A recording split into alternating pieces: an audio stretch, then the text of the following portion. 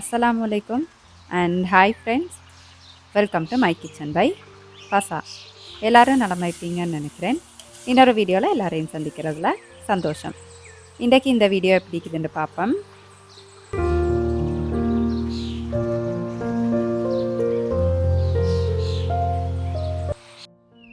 எந்த விதமான ரசாயனங்கள் கலரிங்ஸ் இல்லாமல் வீட்டிலே சுத்தமாக தயார் செஞ்ச ஸ்ரீலங்கன் சரக்குத்தூள், மிளகாய்த்தூள், மிளகுத்தூள், மஞ்சள் தூள், கட்டர்தூள், அதுக்கப்புறம் இப்போ நாங்கள் ஸ்பெஷலாக செய்கிற chicken masala, mutton masala, beef masala, பொலோஸ் மசாலா, 10 வகையான தானியங்கள் வச்சு வீட்டில் சுத்தமாக தயார் செஞ்ச ஸ்ரீலங்கன் சத்து மாவு, அதோட எங்கள்ட இப்போ ஸ்பெஷலான பிரியாணி மசாலா லான்ச் பண்ணிக்கிறோம்.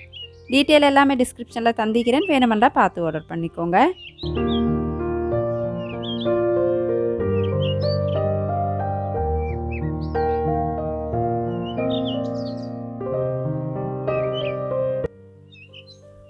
அன்றைக்கு ஞாயிற்றுக்கிழமை நாள்லேருந்து தான் வீடியோ ஷூட் பண்ணிக்கிறேன்.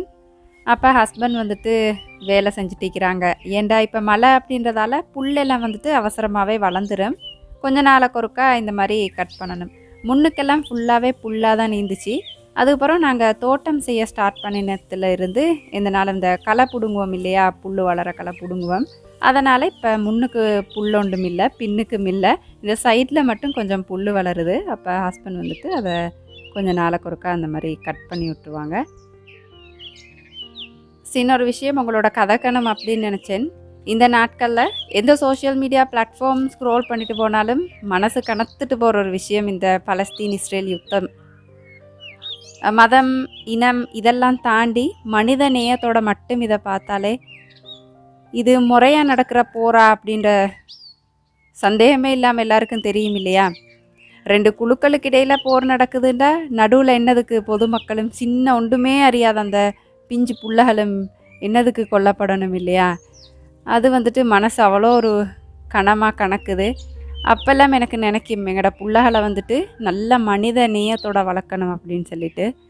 ஏண்டா இப்போல்லாம் மனித நேயம் அப்படின்றது வந்துட்டு மனுஷன் டீக்குதா அப்படின்னு எனக்கு விளங்கலை. போர் அப்படின்ற விஷயம் வந்துட்டு அந்த காலத்துலேருந்தே நடந்துச்சு தான். ஆனால் வந்துட்டு அது அறமாக நடந்துச்சு, அறப்போர் அப்படின்னு சொல்லுவாங்க. இதை எந்த லிஸ்ட்டில் இப்படியான போர்கள் எல்லாம் எந்த லிஸ்ட்டில் சேர்க்குற அப்படின்றே தெரியா. நாங்கள் இங்கே இருந்துட்டு வந்துட்டு அதை பற்றி பேசலும் கவலைப்படையிலும் இறைவன்ட்ட துவா கேட்கலும். அதுக்கு முந்தி நிச்சயமாக வந்துட்டு மனுஷன் வந்துட்டு மனித நேயத்தோட வளர்க்கப்படணும் அப்படின்னு ஒரு விஷயத்தை தான் நான் நிறைய ஸ்ப்ரெட் பண்ணணும் அப்படின்னு நினைக்கிறேன். உங்களோட கருத்துக்களே மேலும் அப்படின்னு சொன்னால் கமெண்ட்டில் கட்டாயம் பதிவிடுங்க. எங்களோட மில்கிவே கேலக்சிலேருந்து ஒரு தொங்கல்லேருந்து பார்த்தா சின்ன ஒரு துரும்பு தானே எங்களோட உலகம். அதில் வாழ்கிற எங்களெல்லாம் வந்துட்டு என்னன்னு சொல்கிற இல்லையா, இதுளுக்கு தான் இவ்வளோ விஷயமும் நடக்குதுன்னு நினைக்கல. சில டைம் வந்துட்டு அவ்வளோ ஒரு கவலையாய்க்கும். அப்போ இந்த விஷயம் உங்களோட ஷேர் பண்ணிக்கணும் அப்படின்னு நினச்சேன். அன்றைக்கு வந்துட்டு ஹஸ்பண்ட் தோட்டத்தில் வேலை செஞ்சுட்டு இருக்கல மரவள்ளி கிளங்கிக்குது அப்படின்னு சொல்லி பிடுங்கி வச்சிருந்தாங்க. அப்போ நான் சென்னேன்னு வந்துட்டு என்னைகிட்ட செல்லியிருந்தீங்கண்டா நான் பிடுங்குறதையும் ஷூட் பண்ணிப்பேன் அப்படின்னு சொல்லிட்டு, அதுக்கு தான் உங்கள்கிட்ட செல்லவே இல்லை அப்படின்னு சொல்லிட்டு பிடுங்கி வச்சிருந்தாங்க. அப்போ நானும் மகளும் சேர்ந்து தான் அதை கழுவிட்டிக்கிறோம். என்னோட பிள்ளைகள் வந்துட்டு எப்போவுமே இந்த வீட்டு வேலைகள் செய்கிறது, பேக் பண்ணுறது, சமைக்கிறது அந்த மாதிரி வேலைகளுக்கு வந்துட்டு அவ்வளோ இன்ட்ரெஸ்ட் காட்டுவாங்க. நானும் வந்துட்டு அவங்கள சேர்த்துக்குவேன், முன்னுரிமை கொடுத்து வாங்கம்மா செய்வேன், நீங்கள் அழகாக செய்கிறீங்க என்னை விட அந்த மாதிரி கொஞ்சம் சொல்லிட்டோம் அப்படின்னு சொன்னால் அவ்வளோ விருப்பமாக செய்வாங்க. என்ன சரி தேவையில்லாத வேலை செய்கிறதுக்கு இப்படி சேர்த்துட்டு செஞ்சோம் அப்படின்னு சொன்னால் நல்ல மென்ன. அப்போ நான் எப்போவுமே அவங்கள சேர்த்துக்குவேன். என் எல்லா ஷூட்லேயும் பார்த்தீங்கன்னு சொன்னால் என் மகன் இல்லாட்டி மகள் ஈப்பாங்க. அப்போ நானும் மகளும் சேர்ந்து அதெல்லாம் கழுவி வச்சுட்டு அன்றைக்கு அந்தி வந்துட்டு நாங்கள் ஒரு நர்சரிக்கு போய்த்திருந்தோம். முந்தைய ஒரு நர்சரி காட்டினேன் ஒரு வீடியோவில், அது இல்லை இது வேறொண்டு. அதை விட இங்கே வந்துட்டு இந்த பிளான்ஸ் எல்லாம் வந்துட்டு வெரைட்டி அவ்வளோ அழகாக இருந்துச்சு. பார்க்கக்கெல்லாம் எனக்கு அவ்வளோ சந்தோஷமாக இருந்துச்சு. நான் எப்போவுமே எனக்கு மனசு கவலையாக இருந்தாலும் சரி, சந்தோஷமாக இருந்தாலும் சரி, ஒரு குட்டி ஷாப்பிங் போகிறது வந்துட்டு அவ்வளோ விருப்பம் வைக்கும் எனக்கு. அதுக்காக பெரிய லக்ஸரி ஷாப்பிங் அந்த மாதிரி இல்லை, இப்படி ஒரு பட்ஜெட் ஷாப்பிங் போகிறது வந்துட்டு அவ்வளோ ஒரு சந்தோஷம் வைக்கும். மனசு கவலையாக இருந்தால் கூட வந்துட்டு நான் வந்துட்டு பிளான்ட் வாங்க போவேன். ஒரு பிளான்ட்டாலும் வாங்கினேன் அப்படின்னு சொன்னால் அவ்வளோ ஒரு சந்தோஷம் வைக்கும். நிறைய பேர் நிறைய அப்படி செய்வாங்க இல்லையா, மனசு கவலையை கேட்கல ஒருத்தர் ஒவ்வொரு மாதிரி செய்வாங்க. நான் வந்துட்டு இந்த பிளான்ஸ் வாங்க போவேன். நீங்களாம் மனசு கவலைப்படக்கலை அப்படி இல்லாட்டி சந்தோஷப்படக்கலை என்னென்ன செய்வீங்க அப்படின்னு சொல்லிட்டு ஏலமெண்டாக கமெண்ட்டில் சொல்லுங்கள். அப்போ அன்றைக்கு போயிட்டு வந்துட்டு நான் நிறைய இந்த இண்டோ பிளான்ஸ் தான் எடுத்திருந்தேன். ஏன்டா இந்த சீசனில் வந்துட்டு எனக்கு இந்த இண்டோ பிளான்ட்ஸ் நாட்டுறது வந்துட்டு அவ்வளோ இன்ட்ரெஸ்ட் ஆகிது. அப்போ பெய்த்து அங்கே ஒரு அக்கா இருந்தாங்க. அப்போ அவங்கள்ட்ட கேட்டு எல்லாம் வாங்கியிருந்தேன். இந்த கக்டஸ் எல்லாம் வந்துட்டு நிறைய இருந்துச்சு, குட்டி குட்டியாக அவ்வளோ க்யூட்டாக இருந்துச்சு. அப்போ அதில் முள் ஈக்கும் அப்படின்றதால எனக்கு அவ்வளோவா விருப்பம் இல்லை. இருந்தாலும் அந்த முள் இல்லாத கொஞ்சம் ஒரு கலர் வந்த ஒரு கேக்டஸ் பிளான்ட்டு வந்துட்டு வாங்கியிருந்தேன். அப்போ அதை நாட்டுறதுக்கு வாசம் வந்துட்டு அவங்களே விற்கிறேன்னு சொல்லியிருந்தாங்க. அப்புறம் க்யூட்டான குட்டி வாசம் வந்துட்டு அவங்கள்ட்டே வாங்கியிருந்தேன். ஆனால் என்ன, அவங்களோட வாஸ் வந்துட்டு அநியாயத்துக்கு விலையா இருந்துச்சு. நான் வந்துட்டு எப்போவுமே வாங்குகிற ஒரு மண் சட்டி பானை கிடைக்குது, அதில் வெறும் 75 ரூபாய்க்கு 75 கூட பொறாத ஒரு வாசுக்கு வந்துட்டு 275 ரூபா எடுத்தாங்க. சரி பரவாயில்ல அப்படின்னு சொல்லிட்டு வாங்கிட்டு ஒரு இண்டோ பிளான்ட்டுக்கு வந்துட்டு இந்த சிமெண்ட் வாஸ் ஒன்றும் எடுத்திருந்தேன். அப்போ அவங்களோட நர்சரி தான் இது. ஆனால் பிளான்ட்ஸ் எல்லாம் வந்துட்டு நல்லா அழகாக இருந்துச்சு. பிளான்ட்டை விலையெல்லாம் வந்துட்டு நல்லா ரீசனபிளாக இருந்துச்சு.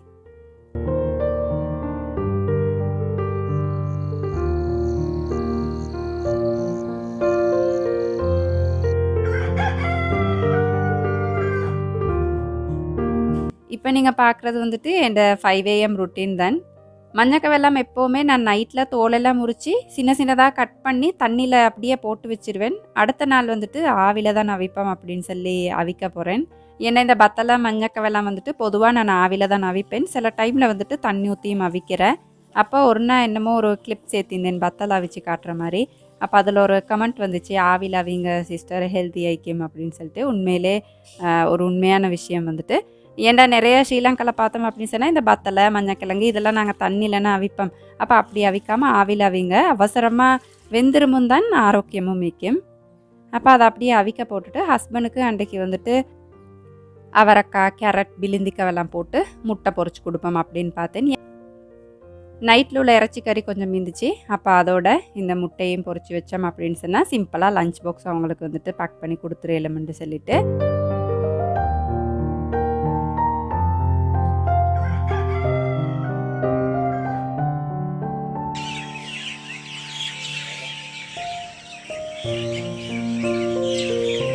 அன்றைக்கு அவசரமாகவே கிழங்கு வந்துட்டு வெந்துட்டு, அப்போ நல்லா கிழங்கு நல்லா பிஞ்சு கிழங்கு நல்லா இருந்துச்சு. அப்போ அதையும் எடுத்து வச்சுட்டு மஞ்சக்கிழங்குக்கு எப்போவுமே ஈரக்கொச்சிக்காய் சம்பல் தான் வந்துட்டு நல்லா பர்ஃபெக்டான காம்பினேஷன் வைக்கும். அப்போ நான் அதையும் அரைச்சி வச்சுட்டு ஹஸ்பண்டுக்கு அவசரமாக இந்த முட்டையை தான் பொரிச்சிட்டிக்கிறேன். காலையில் வந்துட்டு எவ்வளோதான் அவசரமாக எழுப்பினாலும் டைம் வந்துட்டு போதாத மாதிரியே இருக்கும் ஒவ்வொரு வேலை செய்யக்கல. அப்போ இப்படி மல்டி டாஸ்கிங் வேலைகள் செஞ்சுட்டு போகல உண்மைக்குமே எங்களோட உண்மை எனக்கு நினைவு வரும். ஏன்டா அப்போல்லாம் நாங்கள் 4 பேர் வாப்பைக்கிற அப்போ வந்துட்டு உம்மா பிரேக்ஃபாஸ்ட் செய்யணும், எங்களை ஸ்கூலுக்கு அனுப்பணும், இன்னமுள்ள வேலைகள் செய்யணும், அப்படி மல்டி டாஸ்கிங் செஞ்சுட்டு இருப்பாங்க. அப்போ அவங்களோட வேலைகள் வந்துட்டு சும்மா தெரியாதுன்னா அப்போ கணக்கே இல்லாத மாதிரி இருக்கும். அப்போ இப்போல்லாம் நினைப்பேன் எவ்வளோ கஷ்டப்பட்டிருப்பாங்க அப்படின்னு சொல்லிட்டு. ஏன்னா அந்த காலத்தில் இப்போ மாதிரி வசதிகள் இருக்காதுன்னா டப்பை திறந்த உடனே தண்ணி வராது, இன்னும் இப்போ மிக்சி இல்லை, எல்லாம் அம்மியில் தான் செய்யணும் அந்த மாதிரி. அப்போ அதில் கூட அவசரமாக செஞ்சு அழகாக டைமுக்கு வந்துட்டு ஸ்கூலுக்கும் எங்களை எல்லாரையும் அனுப்பிடுவாங்க. அப்போ அதெல்லாம் நான் நினச்சி பார்ப்பேன் எவ்வளோ கஷ்டப்பட்டிருப்பாங்க அப்படின்னு சொல்லிட்டு. அப்போ அன்றைக்கி ஹஸ்பண்டுக்கு லஞ்ச் பாக்ஸுக்கு வந்துட்டு நல்லா வெஜிடபிள்ஸ் எல்லாம் போட்டு முட்டை பொரிச்சு நைட்டு இந்த இறைச்சி கறி கொஞ்சம் மீந்துச்சு. அப்போ அதை தான் வச்சு சிம்பிளாக அப்படியே பேக் பண்ணி கொடுத்துட்டேன். அப்போ அன்றைக்கி காலையில் எங்களோட பிரேக்ஃபாஸ்ட் வந்துட்டு எங்களோட தோட்டத்தில் பிடிங்கின மஞ்சக்கிழங்கோட ஈரக்கொச்சிக்காய் சம்பல், அவ்வளோதான். டேஸ்ட் வந்துட்டு வேறு லெவலில் இருந்துச்சு.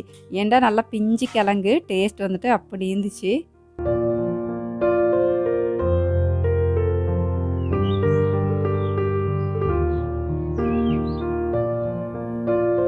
நிறைய பேர் வந்துட்டு நேற்று கேட்பாங்க இந்த இண்டோ பிளான்ஸ் எல்லாம் எப்படி மெயின்டைன் பண்ணுற அப்படின்னு சொல்லிட்டு. நான் நிறைய வீடியோஸில் ஒரு 2 வீடியோஸில் மாதிரி சொல்லிக்கிறேன் அப்படின்னு நினைக்கிறேன். இருந்தாலும் திருப்ப கேட்குறதால இதை செஞ்சு காட்டுருவோம் அப்படின்னு சொல்லிட்டு. நான் எப்போவுமே முட்டை வச்சு எந்த டிஷ்ஷஸ் செய்கிறேன்டாலும் அந்த கோதை வந்துட்டு காய வச்சுப்பேன். அதை மிக்சியில் நல்லா அரைச்சிட்டு பவுடர் பண்ணி உங்களோட இண்டோ பிளான்ட்ஸுக்கு வந்துட்டு நீங்கள் ஒரு கிழமையில் ஒருக்கா அப்படி மாதிரி சேர்த்து வந்தீங்கன்னு சொன்னால் அவங்களுக்கு வந்துட்டு நல்லா இப்பாங்களுகள். அதுக்கப்புறம் இடைக்கெடை ஒரு 3 நாளைக்கு ஒருக்கா, கூடினது வந்துட்டு ஒரு கிழமைக்கு ஒருக்கவாலும் அவங்களெல்லாம் வெயிலில் வச்செடுக்கணும், கொஞ்சம் நேரம் வெயிலில் வச்செடுக்கணும். சன் பாத் கொடுக்குற அப்படின்னு சொல்லுவோம். மழை பெஞ்சிச்சு அப்படின்னு சொன்னால் மழை தண்ணி வந்துட்டு அவங்களுக்கு பட விடணும். அப்போ தான் நல்லா செழிப்பாய்ப்பாங்க. இல்லாட்டி வந்துட்டு ஒரு மாதிரி ஆயிரும். அப்போ அன்றைக்கி வாங்கிட்டு வந்து இந்த பிளான்ட்ஸ் எல்லாம் தான் ஒரு 4 வகையான அந்த குட்டி கேக்டஸோடையும் சேர்த்து 4 வகையான பிளான்ட்ஸ் வந்துட்டு வாங்கியிருந்தேன். இவங்களோட பேர் வந்துட்டு எனக்கு என்னன்னு தெரியா, இண்டோ பிளான்ஸ் அப்படின்னு கேட்கக்கல காட்டினதில் எனக்கு விருப்பமானதுகளை பார்த்து எடுத்திருந்தேன். உங்களுக்கு தெரிஞ்சிருந்துச்சி அப்படின்னு சொன்னால் எனக்கு சொல்லுங்க. ஏன்டா சில பிளான்ஸ் வந்துட்டு என் வீட்டிலே மீக்குது, நான் வெளியில் நாட்டி வச்சுக்கிறேன். அப்போ அவங்க சொல்லி தான் எனக்கு அது இண்டோ பிளான்ட்டுன்றே தெரியும். இண்டோ பிளான்ஸ் வளர்க்குறீங்க அப்படின்னு சொன்னால் உங்களுக்கு வந்துட்டு கஷ்டம் இல்லை, ஆனால் கொஞ்சம் மெனக்கிடணும், கொஞ்சம் அவங்களுக்காக வேலை செய்யணும். அப்படி செஞ்சோம் அப்படின்னு சொன்னால் இயற்கையாகவே உங்களுக்கு ஒரு ரெஃப்ரெஷ்மெண்ட் எடுக்கலும். வீட்டுக்கு எந்த விதமான ஃபேன் இல்லாமல் குளிர்ச்சி ஐக்கும், ஆக்சிஜன் வந்துட்டு உங்களுக்கு நிறையவே கிடைக்கும். அந்த மாதிரி மனசுக்கு கூட நல்லைக்கும் அவங்கள பார்க்கல. அப்போ இன்ஷால்லா முயற்சி செஞ்சு பாருங்கள். நான் வந்து எல்லாம் குட்டி குட்டி பிளான்ட்டாக தான் வாங்கினேன், வச்சு பார்ப்போம் அப்படின்னு சொல்லிட்டு. ஏன்டா பெயிண்ட் பண்ணினதுக்கு பிறகு தான் பிளான்ஸ் வாங்கி வைக்கணும் அப்படின்றத ஆசை. இப்போ இன்ஷால்லா கிடைக்கிற மாதிரி ஒவ்வொரு டைம் ஒவ்வொரு பிளான்ட் அந்த மாதிரி வாங்கிக்குவோம்னு சொல்லி தான் கொஞ்சம் கொஞ்சமாக சேர்த்துட்டிக்கிறேன். இந்த முட்டைக்கோது உரம் போடுறதுக்கு வேறொன்றும் செய்ய தேவையில்ல. மண்ணை நல்லா கிளறி விட்டுட்டு கொஞ்சம் பிடி அந்த பவுடரில் சேர்த்துட்டு மண்ணை இப்படி நல்லா மிக்ஸ் பண்ணி விட்டுறணும், அவ்வளோதான்.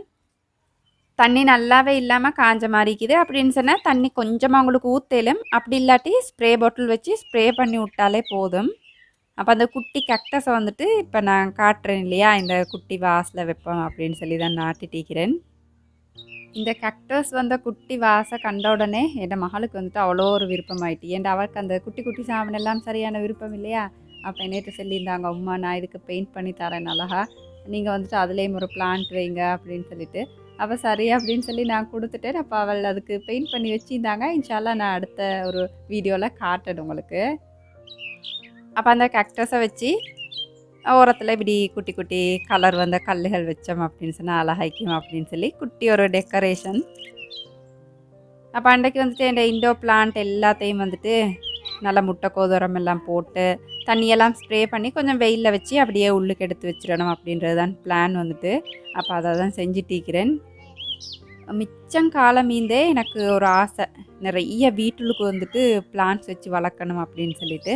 அப்போல்லாம் இண்டோ பிளான்ஸ் அப்படியெல்லாம் தெரியா. நான் நினைப்பேன் என்ன பிளான்ட்டையும் உள்ளுக்கும் கொண்டு வச்சு வளர்க்கலும் போல், அந்த மாதிரி நினச்சிப்பேன். ஆனால் இப்போ தான் தெரியும் இண்டோ பிளான்ட் அப்படின்னு சொல்லியே வேறு இருக்குது அப்படின்லாம். அப்போ கொஞ்சம் கொஞ்சமாக வைக்க பார்க்குறேன். என்னால் எவ்வளோ ஏழுமோ அவ்வளோ வைப்பேன். மெயின்டைன் பண்ண ஏழுமான அளவுக்கு வைக்கணும் இன்ஷால்லா அப்படின்றது தான் பிளான். அதுக்கிடையில் மகனுக்கு வந்துட்டு என்னோடய வேலை செஞ்சு பசி வந்துட்டு, அப்போ அவங்களுக்கு ஸ்நாக்குக்கு ஒரு ஆம்லெட்டும் பாப்கார்ன் செஞ்சது இருந்துச்சு. அப்போ அதையும் கொடுத்து விட்ருவோம் அப்படின்னு சொல்லிட்டு கொடுத்துக்கிறேன். ஏன்டா இப்போல்லாம் வந்துட்டு சும்மா என்ன சரி ஸ்நாக்ஸ் கொடுக்குறத விட இந்த ஆம்லெட் செஞ்சு கொடுக்குறது அதெல்லாம் கொஞ்சம் ஆரோக்கியமாய்க்கும் இல்லையா. அப்போ அந்த மாதிரி கொடுக்குறதுக்கு வந்துட்டு பழகிக்கிறேன்.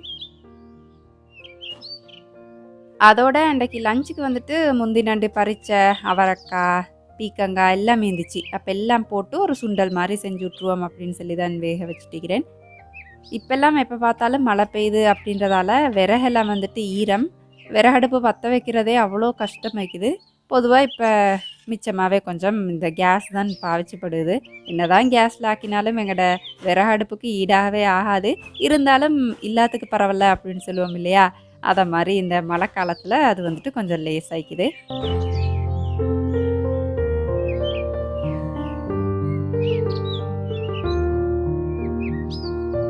எனக்கு வந்துட்டு வீட்டில் சிம்பிளாக டெக்கரேஷன் செய்கிறதுக்கு வந்துட்டு அவ்வளோ விருப்பம். ஹெவியாக அப்படி செய்யணும் இப்படி செய்யணும் அப்படியெல்லாம் ஆசை இல்லை. சிம்பிளாக வைக்கணும் பார்த்தா எனக்கு மெயின்டைன் பண்ணவும் லேஸ் ஆகிக்கணும், அந்த மாதிரி செய்கிறதுக்கு வந்துட்டு அவ்வளோ ஆசை.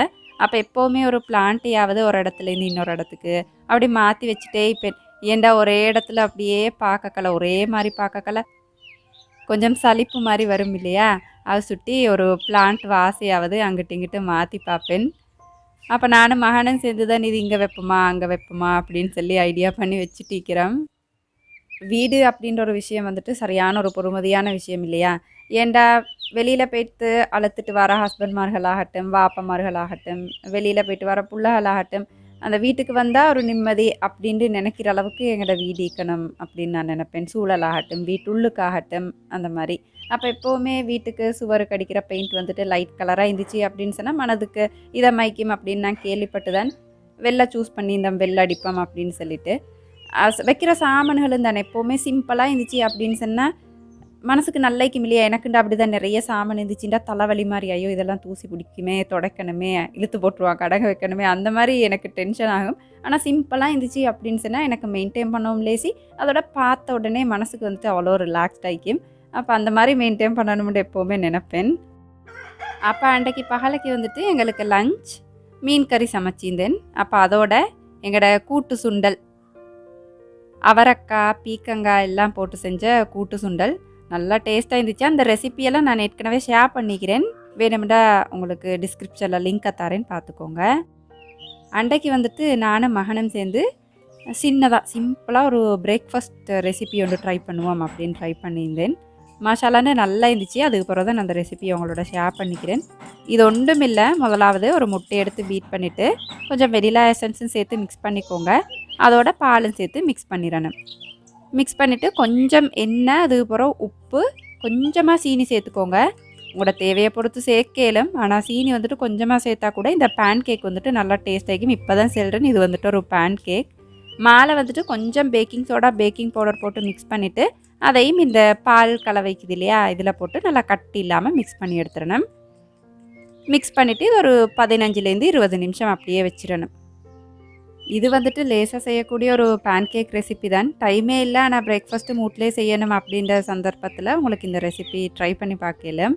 அப்போ அன்றைக்கு வந்துட்டு வீட்டிலே வெட்டி பழுக்க வச்ச வாழைப்பழம் இருந்துச்சு. அப்போ அதிகம் தான் நினச்சேன் இந்த பேன் கேக் வந்துட்டு ட்ரை பண்ணி பார்ப்போம் அப்படின்னு சொல்லிட்டு. நான் ஆட்டா மாதம் யூஸ் பண்ணுறேன்னு, உங்களுக்கு தாராளமாக மைதா யூஸ் பண்ணிக்கலாம்.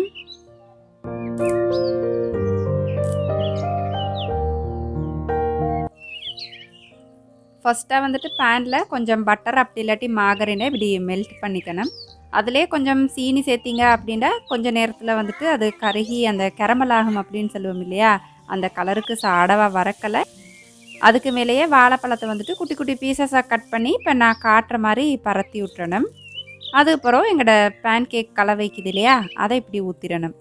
கன்சிஸ்டன்சி இப்போ உங்களுக்கு பார்த்தா விளங்கும் இல்லையா, இந்த கன்சிஸ்டன்சிக்கு வந்துட்டு இந்த பேன் கேக் கலவையை நீங்கள் கலந்து வச்சிடணும். 15 நிமிஷம் இதை வந்து புளிக்க விட்டாலும் போதும். அப்படியே இல்லை உங்களுக்கு டைமே இல்லை அப்படின்னா உடனே கூட உங்களுக்கு செய்யலும் நல்லா வரும். தேவையான அளவு ஊற்றி கொஞ்சம் மூடி வச்சிட்டிங்க அப்படின்னு சொன்னால் கீழ்ப்பக்கமெல்லாம் நல்லா வெந்து வரும். உங்களுக்கு மேலே அது விளங்கும், ஃபுல்லாகவே வெந்த மாதிரி விளங்கும். அப்போ அதுக்கு பிறகு திருப்பி போட்டு மற்ற பக்கமும் சாடை அப்படியே வெந்ததுக்கு பிறகு எடுத்து உங்களுக்கு கொஞ்சம் பானி அப்படி ஊற்றி வந்துட்டு சர்வ் பண்ணலும் நல்லா டேஸ்ட் ஆகிக்கும். இன்னும் வந்துட்டு நிறைய ஃப்ரூட்ஸோடு இதை சர்வ் பண்ணிங்க அப்படின்னு சொன்னால் ஆரோக்கியமாக்கும். பிள்ளைகளுக்கு ஸ்பெஷலாக உங்களுக்கு ஒரு லஞ்ச் பாக்ஸ் ரெசிபியாக அந்த மாதிரி கூட செஞ்சு கொடுக்கலும். இன்ஷால்லா ட்ரை பண்ணி பாருங்கள். நான் வந்துட்டு அன்றைக்கு மேலால் கொஞ்சம் வாழைப்பழம் வச்சுட்டு தேன் பானி இருந்துச்சு, அப்போ அதை ஊற்றி தான் சர்வ் பண்ணியிருந்தேன். மகள் வந்துட்டு ஸ்கூல் விட்டுட்டு எப்போவுமே பசி அப்படின்னு சொல்லிட்டு வருவாங்க. மகளுக்கு எப்போவுமே இந்த பேன் கேக் வந்துட்டு அவ்வளோ விருப்பம். அப்போ பேன் கேக் அப்படின்னு சொன்னால் பெருனா மாதிரி அவ்வளோ சந்தோஷப்படுவாங்க. புள்ளகளிக்கிறாங்க அப்படின்னு சொன்னால் இன்ஷால்லா ட்ரை பண்ணி பாருங்கள். பிரேக்ஃபாஸ்ட் ரெசிப்பியாக உங்களுக்கு கட்டாயம் இதை ட்ரை பண்ணி பார்க்கலாம். சீனியெல்லாம் வந்துட்டு கொஞ்சம் குறைவா செஞ்சீங்க அப்படின்னு சொன்னால் கொஞ்சம் பானியோட கூட நல்லா சாப்பிடலைங்க. ஏன்னா வாழைப்பழம் எல்லாம் சேர்க்குறதால அந்த இனிப்பே போதுமாய்க்கும். அப்போ சீனியெல்லாம் குறைச்சி செஞ்சீங்க அப்படின்னு சொன்னால் ஆரோக்கியமாக்கும் இல்லையா, அதுக்கு சொன்னேன். இந்த வீடியோ உங்களுக்கு சுவாரஸ்யமாக இருந்திருக்கும் அப்படின்னு நினைக்கிறேன். அளவாக சாப்பிடுங்க, இந்த அளவில் ஆரோக்கியத்தை அதிகமாக சேர்த்துருங்க. வாழ்க வளமுடன். தேங்க்ஸ் ஃபார் வாட்சிங்.